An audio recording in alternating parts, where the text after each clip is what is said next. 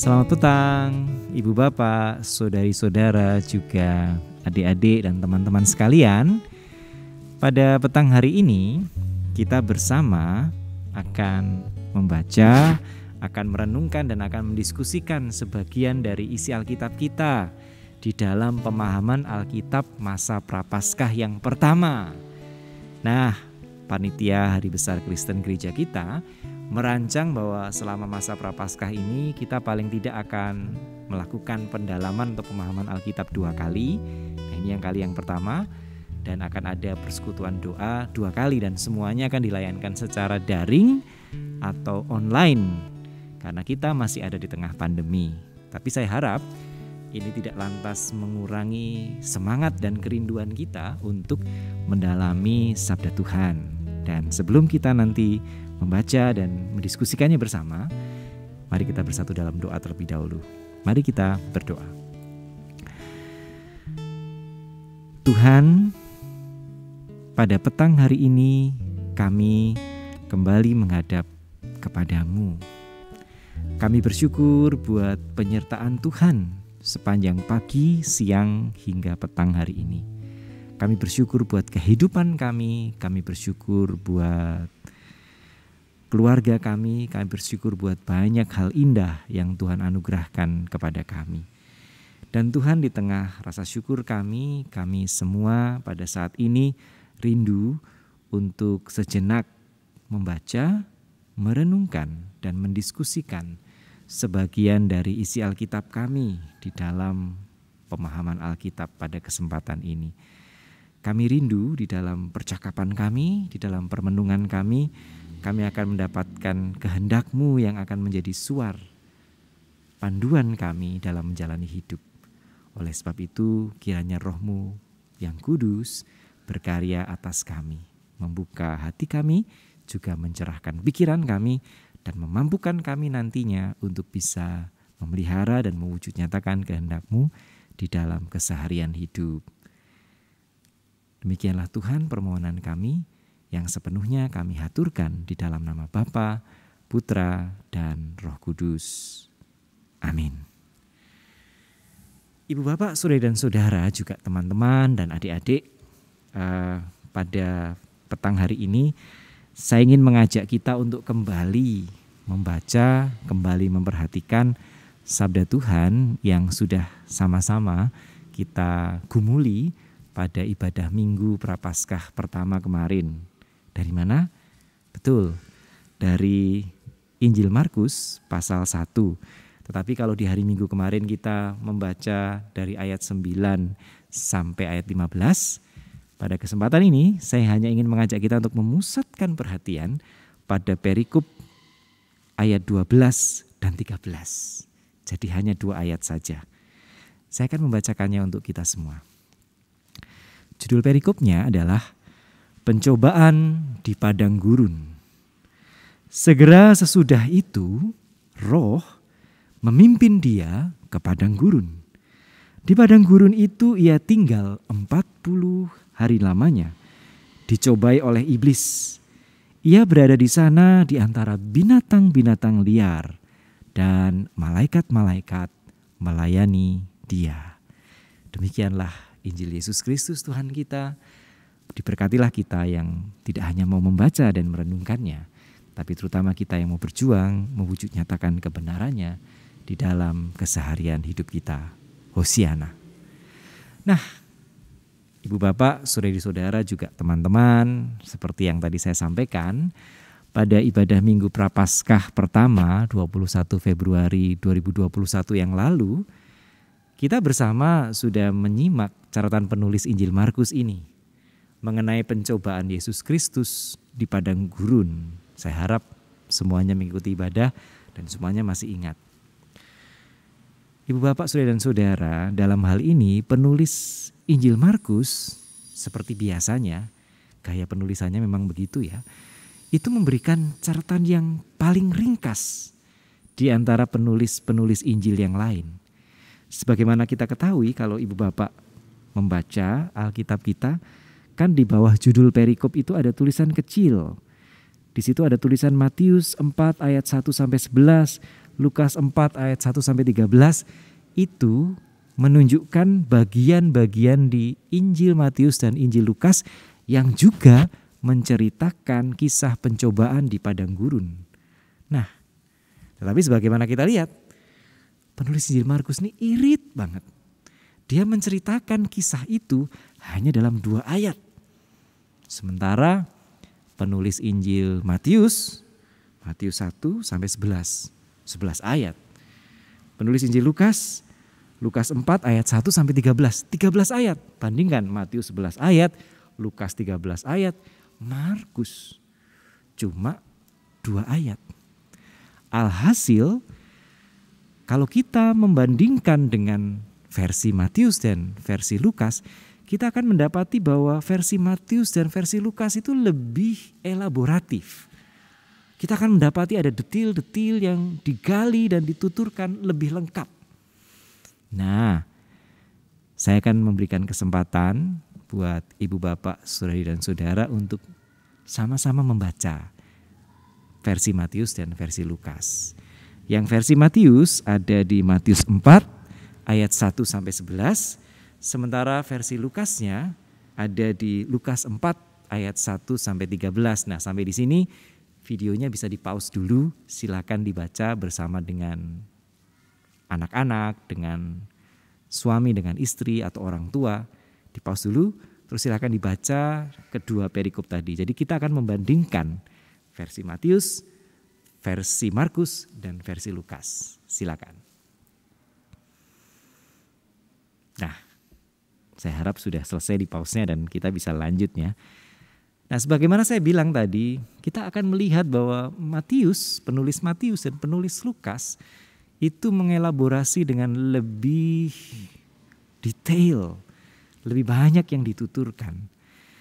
Misalnya contohnya, kalau di Injil Markus kan kita hanya mendapatkan keterangan bahwa Yesus itu di padang gurun selama 40 hari lamanya, dicobai oleh iblis. Ia berada di sana di antara binatang-binatang liar, dan malaikat-malaikat melayani dia, titik.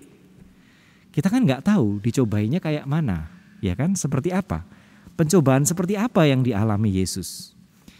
Nah, itulah yang kita dapati di dalam Matius dan di dalam Lukas. Dari Matius dan Lukas kita tahu bahwa Yesus dicobai dalam 3 bentuk pencobaan. Yang pertama, dia diminta untuk mengubah batu menjadi roti. Karena Yesus sudah lapar lalu dicobai. Kamu kan bisa bikin batu jadi roti. Bikinlah batu jadi roti, gitu kan. Yang kedua adalah Yesus dibawa ke atas bubungan bait Allah, gitu kan. Lalu diminta, jatuhkanlah dirimu. Bukankah ada tertulis bahwa nanti malaikat-malaikatnya akan menatangmu, menyelamatkanmu. Lalu yang ketiga, Yesus dibawa di atas gunung yang sangat tinggi dan di sana dia dipertunjukkan kepada kerajaan-kerajaan di seluruh bumi dan kemegahannya. Dan iblis mengatakan kalau lo mau nyembah gue, nanti ini semua jadi punyamu. Jadi kita jadi tahu nih, dari Markus kita nggak tahu itu semua. Kita tidak tahu ada detil-detil semacam itu. Tetapi ternyata ada masalah di sini. Apa masalahnya? Mungkin kita sangat familiar dengan versi Matius ya. Saya mengamati versi Matius itu menjadi versi yang paling populer gitu ya. Dan karena saking populernya versi Matius, kita kadang-kadang tidak cukup cermat, tidak cukup peka untuk melihat bahwa sebetulnya versi Matius dan versi Lukas tidak benar-benar identik. Ya memang kata per katanya nggak mungkin sama karena penulisnya berbeda. Tetapi ini lebih dari itu ibu bapak, saudari-saudara juga teman-teman. Ternyata urutan pencobaannya juga beda. Coba diperhatikan. Kalau di versi Matius dan Lukas memang pertama-tama adalah masalah mengubah batu menjadi roti. Yes. Tetapi pencobaan kedua dan ketiganya beda. Matius menjatuhkan diri dari bubungan bait Allah itu jadi pencobaan kedua. Dan menyembah iblis untuk mendapatkan kekuasaan atas semua kerajaan di dunia itu pencobaan ketiga. Sementara di Lukas, pencobaan keduanya justru adalah menyembah iblis untuk mendapatkan kekuasaan itu tadi. Dan soal menjatuhkan diri dari hubungan bait Allah itu menjadi pencobaan yang ketiga. Jadi pencobaan dan kedua dan ketiganya kebalik nih. Waduh. Lalu muncullah pertanyaan. Kalau pertanyaan yang sederhana mungkin kok bisa beda. Tapi bisa juga lalu muncul pertanyaan yang lebih heboh, lebih seru. Loh kok beda? Berarti Alkitab kita ini berkonflik dong. Si Matius sama si Lukas ini gak cocok dong, gak akur dong. Kalau gak akur mana yang lebih akurat? Atau jangan-jangan semuanya gak akurat? Atau jangan-jangan ini semua salah? Gimana dong? Apalagi si Markus. Markus gak nulis apa-apa, ini sebetulnya gimana gitu. Nah mungkin ada pertanyaan-pertanyaan semacam itu yang akan muncul. Atau mungkin kita juga mendapati, kita pernah ditanyain seperti itu oleh pihak-pihak lain gitu ya. Alkitabmu ini parah nih, tuh baca tuh si Matius sama si Lukas gak akur toh sama si Markus. Mereka mencatat soal Yesusnya aja beda-beda gitu kok kamu percaya. Jangan-jangan kita pernah mengalami hal semacam itu. Nah, Ibu Bapak, Saudara dan Saudara, kita perlu belajar bahwa ada yang disebut sebagai Injil sinoptik. Injil sinoptik. Itu diambil dari kata Yunani synopsis yang artinya melihat bersama. Maksudnya apa? Maksudnya para penulis Injil itu sedang melihat bersama ke dalam sebuah peristiwa, yaitu peristiwa kehadiran Kristus Yesus. Karena mereka melihat secara bersama-sama peristiwa yang sama, tentu ada kemiripan-kemiripan, ada kedekatan-kedekatan. Tetapi perhatikan, saya ingin mengambil contoh ya. Oke, kita ambil contoh buku ini deh. Ibu Bapak dan saya melihat buku yang sama kan? Kita sinopsis. Melihat buku yang sama. Tetapi apa yang Ibu Bapak lihat itu adalah cover depannya. Ya kan? Sementara saya melihat cover belakangnya. Yang saya lihat hanya warna apa ini? Warna hitam.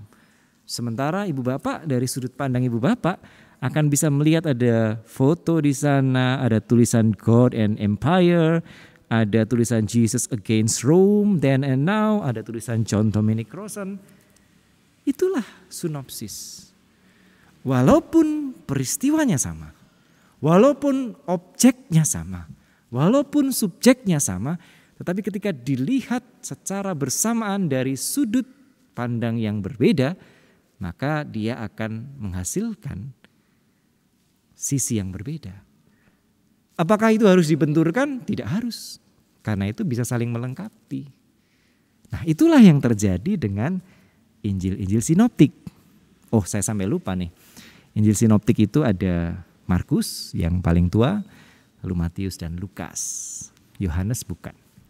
Nah, Markus, Matius dan Lukas memang memiliki sudut pandang yang berbeda. Mereka ditulis untuk komunitas yang berbeda. Mereka menghadapi pergumulan yang berbeda. Mereka memiliki konteks yang berbeda, baik konteks penulisan maupun konteks pembacaan yang berbeda. Jadi kalau catatan mereka berbeda, wajar. Tetapi itu bukan untuk dibenturkan, melainkan untuk saling melengkapi. Nah, kita kembali ke masalah pencobaan Yesus. Kok bisa beda? Ya tadi itu.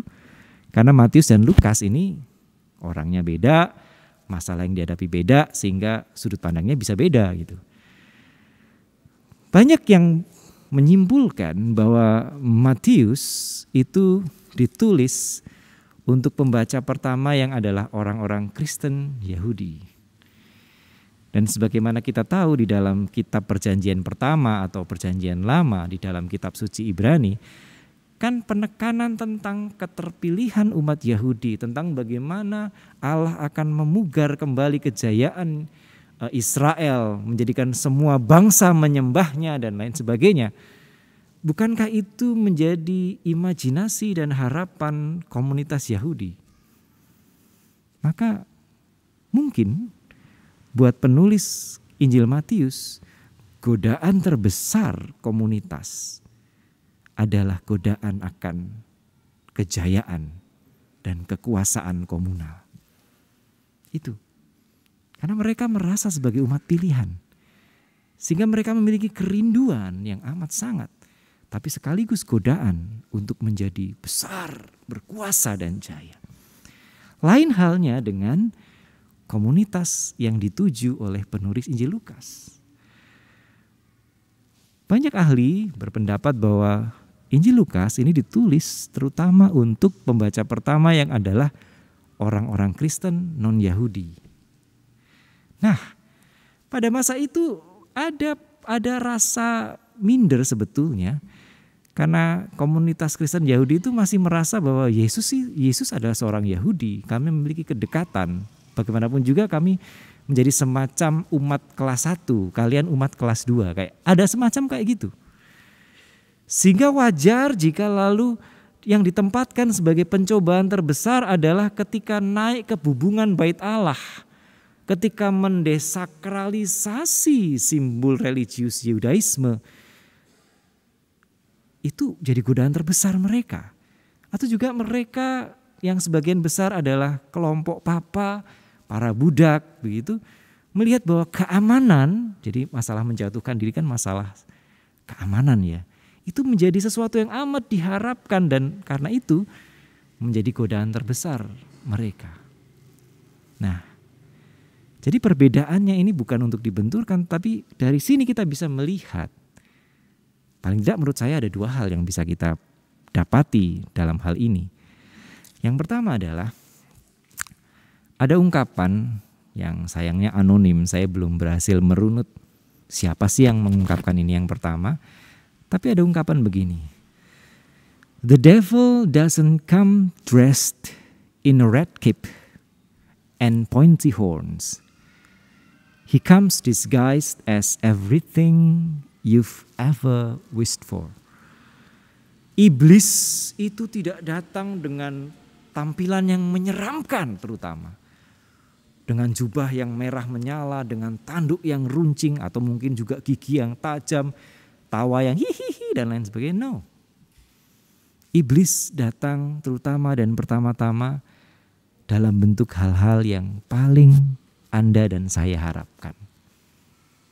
Kemapanan finansial, kenyamanan hidup, macam-macam. Dan bukankah itu yang lalu kita dapati di dalam kisah pencobaan?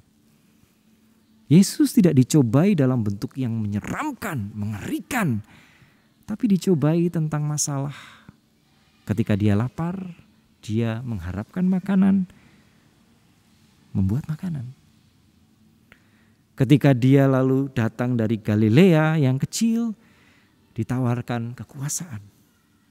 Ketika dia lalu tahu bahwa dia akan ditolak oleh para pemuka agama Yahudi, ditawarkan bagaimana engkau bisa mendesakralisasi bahkan bait Allah ketika engkau menjatuhkan dirimu dari hubungan itu dan kau selamat. Perhatikan, he comes disguised as everything you've ever wished for. Dia akan datang menggoda dalam bentuk hal-hal yang paling kita inginkan. Itu yang pertama. Dan yang kedua, karena seperti itu naturnya, maka bisa beda-beda. Godaan Anda dan saya tidak selalu sama. Kejatuhan Anda dan saya pun bisa berbeda. Tetapi paling tidak kita memiliki cara pandang yang sama, sinopsis. Bahwa untuk mengatasi cobaan-cobaan itu, untuk mengatasi godaan-godaan yang macam-macam itu, kita perlu memandang bersama. Sinopsis kemana? Ya kepada Kristus. Maka ibu bapak, saudara dan saudara, silakan untuk berdiskusi bersama dengan keluarga atau teman begitu ya. Paling enggak dua hal. Yang pertama, Mari kita mendiskusikan kira-kira hal apa sih yang menjadi kelemahan dan godaan terbesar kita saat ini. Mari kita mengakuinya, mari kita share. Oh, godaan saya terbesar adalah A. Oh, godaan saya terbesar adalah B. Kita share. Itu yang pertama. Dan yang kedua, mari kita lalu berdiskusi juga, kira-kira apa yang mau saya lakukan untuk mengatasi godaan itu. Dan kita tidak bisa melakukannya sendirian seringkali. Kita tentu butuh Tuhan, yes. Tetapi dengan share ini, kita lalu juga membentuk support system yang akan mengingatkan, hati-hati loh, kamu kan lemah di sini, jangan coba-coba gitu ya. Jadi mari kita diskusikan. Dan saya ingin mengajak kita untuk mencamkan sekali lagi kutipan Anonymous tadi itu. Iblis tidak datang dalam bentuk yang menyeramkan, tetapi ia seringkali hadir dalam rupa hal-hal yang begitu kita inginkan. Semoga Tuhan memampukan kita untuk bisa menghadapinya dengan baik. Amin. Mari kita bersatu di dalam doa. Tuhan, kami hidup di tengah masyarakat, di tengah budaya yang begitu akrab dengan hal-hal yang bersifat supranatural, manifestasi-manifestasi kuasa gelap yang mengerikan. Kami dibentuk oleh cerita-cerita di sekitar kami dibentuk oleh film-film budaya populer yang menyelubungi kami. Kami memiliki imajinasi tentang iblis yang menyeramkan dan pencobaan yang menakutkan. Memang itu nyata Tuhan, kami tidak ingin menyangkalnya. Tetapi pada saat ini kami belajar dari kisah pencobaan Yesus Kristus sendiri, bahwa ternyata pencobaan yang paling berbahaya tidak datang dalam bentuk-bentuk yang menakutkan, tapi seringkali datang dalam bentuk-bentuk justru hal-hal yang kami inginkan begitu rupa. Maka Tuhan, mampukanlah kami untuk mengenalinya, mampukanlah kami untuk mawas terhadapnya, dan akhirnya bersama dan dengan memandang Sang Kristus sendiri, mampukanlah kami untuk mengatasinya. Dalam nama Kristus Yesus kami memohon. Amin. Demikianlah pemahaman Alkitab kita pada petang hari ini. Sampai jumpa di dalam pemahaman Alkitab selanjutnya, juga persekutuan doa selanjutnya. Selamat menjalani dan menghayati masa Prapaskah. Tuhan memberkati kita.